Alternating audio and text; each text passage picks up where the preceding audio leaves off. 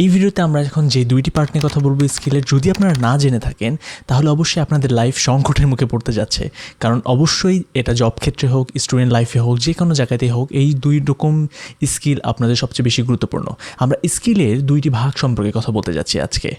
এবং সবচেয়ে বড় বিষয় হচ্ছে যে আপনারা কি জানেন যে স্কিলের আসলেই দুইটি ভাগ রয়েছে?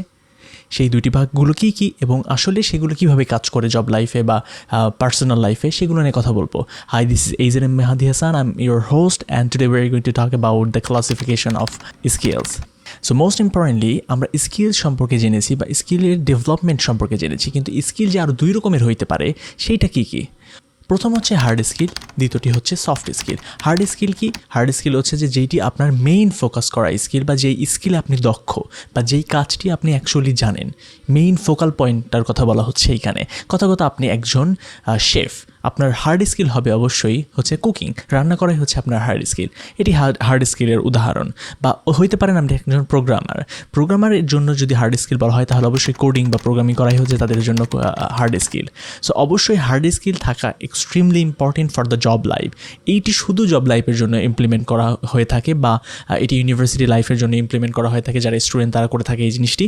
এরপরে যদি আপনি সফট স্কিলের কথা বলেন, সফট স্কিল অবশ্যই হচ্ছে যে আপনার যেই জিনিসগুলো আপনাকে হচ্ছে সাধারণ লাইফে সামাজিকতার মাঝখানে হেল্প করে। যেরকম হচ্ছে যে কথা আপনি জব লাইফে গেছেন, জব লাইফে যাওয়ার পরে হচ্ছে আপনার মেইন স্কিল হচ্ছে যে কাজটা, এবং কাজ করার পরেও আপনার যে কাজগুলো থাকবে, যেরকম কমিউনিকেশন করা, টিম বিল্ড আপ করা এবং টিমমেটদের সাথে কাজ করা এক হয়ে, এরপর অ্যাডাপ্টেবিলিটি হইতে পারে, এরপরে হইতে পারে হচ্ছে যে আপনি আন্ডার প্রেশারে কাজ করছেন, সেই সিচুয়েশনকে কন্ট্রোল করা, এগুলো হচ্ছে আপনার সফট স্কিলের মাঝখানে পড়ে।